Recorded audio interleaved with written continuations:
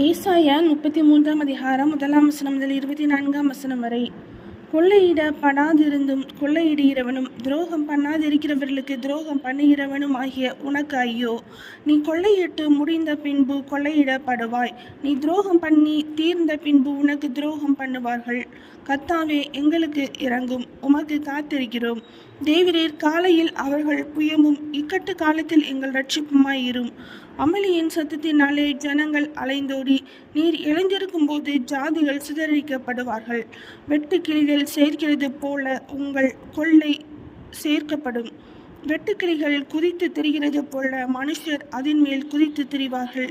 கர்த்தர் உயர்ந்தவர், அவர் உன்னதத்தில் வாசமாய் இருக்கிறார். அவர் சீயோனை நியாயத்தினாலும் நீதியினாலும் நிரப்புகிறார். பூரண ரட்சிப்பும் ஞானமும் அறிவும் உன் காலங்களுடைய உறுதியாய் இருக்கும். கர்த்தருக்கு பயப்படுதலே அதின் பொக்கிஷம். இதோ, அவர்களுடைய பராக்கிரமசாலிகள் வெளியிலே அலறுகிறார்கள். சமாதானத்து ஸ்தானாபதிகள் மனங்கசந்து அழுகிறார்கள். பாதைகள் பாழாயின, வழிப்போக்கர் இல்லை. உடன்படிக்கையை மீறுகிறான், நகரங்களை இகழ்ச்சி பண்ணுகிறான், மனுஷனை எண்ணாதே போகிறான். தேசம் துக்கித்து விடாய்த்திருக்கிறது, லீபனோன் வெட்கி வாடுகிறது, சாரோன் பள்ளத்தாக்குக்கு ஒப்பாயிருக்கிறது, பாசானும் கர்மேலும் பாழாக்கப்படுகிறது. இப்பொழுது எழுந்தருளுவேன், இப்பொழுது உயருவேன், இப்பொழுது மேன்மைப்படுவேன் என்று கர்த்தர் சொல்கிறார். பதரை கர்ப்பம் தரித்து தாளடியை பெறுவீர்கள். அக்கினியைப் போல் உங்கள் சுவாசமே உங்களை பட்சிக்கும். ஜனங்கள் சுண்ணாம்பை போல நீச்சப்படுவார்கள். வெட்டப்பட்ட முச்செடிகளைப் போல தீயில் எரிக்கப்படுவார்கள். தூரத்தில் உள்ளவர்களே, நான் செய்கிறதை கேளுங்கள். சமீபத்தில் இருக்கிறவர்களே, என் பராக்கிரமத்தை அறிந்து கொள்ளுங்கள் என்கிறார். சியோனில் உள்ள பாவிகள் திகைக்கிறார்கள். மாயக்காரரை நடுக்கம் பிடிக்கிறது. பட்சிக்கும் அக்கினிக்கு முன்பாக நம்மில் தரித்திருப்பவன் யார்? நித்திய ஜுவாலைக்கு முன்பாக நம்மில் தாபரிப்பவன் யார் என்கிறார்கள். நீதியாய் நடந்து செம்மையானவைகளை பேசி இடுக்கண் செய்வதால் வரும் ஆதாயத்தை வெறுத்து பரிதானங்களை வாங்காதபடிக்கு தன் கைகளை உதறி இரத்தம் சிந்துவதற்கான யோசனைகளை கேளாதபடிக்கு தன் செவியை அடைத்து பொல்லாப்பை காணாதபடிக்கு தன் கண்களை மூடுகிறவன் எவனோ அவன் உயர்ந்த இடங்களில் வாசம் பண்ணுவான்.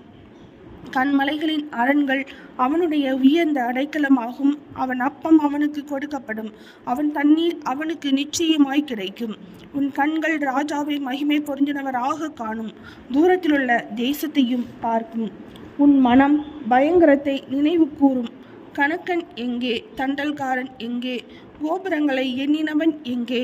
உனக்கு விளங்காத பாஷையையும் அறிதற்கரிய ஒரு விதமான பேச்சையும் உடைய அந்த குரூர ஜனங்களை இனி நீ காணாய். நம்முடைய பண்டிகைகள் ஆசரிக்கப்படும் நகரமாகிய சியோனை நோக்கிப்பார். உன் கண்கள் எருசலேமை அமெரிக்கையான தாவரமாகவும் பெயர்க்கப்படாத கூடாரமாகவும் காணும். இனி அதன் முளைகள் என்றைக்கும் பிடுங்கப்படுவதுமில்லை, அதன் கயிறுகளில் ஒன்றும் அருந்து போவதுமில்லை. மகிமையுள்ள கர்த்தர் அங்கே நமக்கு மகா விசாலமான நதிகளும் ஆறுகளும் உள்ள ஸ்தலம் போல் இருப்பார். வலிக்கிற படவு அங்கே ஓடுவதும் இல்லை, பெரிய கப்பல் அங்கே கடந்து வருவதும் இல்லை. கர்த்தர் நம்முடைய நியாயாதிபதி, கர்த்தர் நம்முடைய நியாய பிரமாணிகர், கர்த்தர் நம்முடைய ராஜா, அவர் நம்மை ரட்சிப்பார்.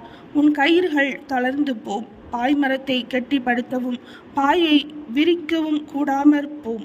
அப்பொழுது திரளான கொள்ளை பொருள் பங்கிடப்படும், சப்பானிகளும் கொள்ளை யாடுவார்கள். வியாதிப்பட்டிருக்கிறேன் என்று நகரவாசிகள் சொல்வதில்லை, அதில் வாசமாயிருக்கிற ஜனத்தின் அக்கிரமம் மன்னிக்கப்பட்டிருக்கும். ஏசாயா 33 அதிகாரம் முடிந்தது.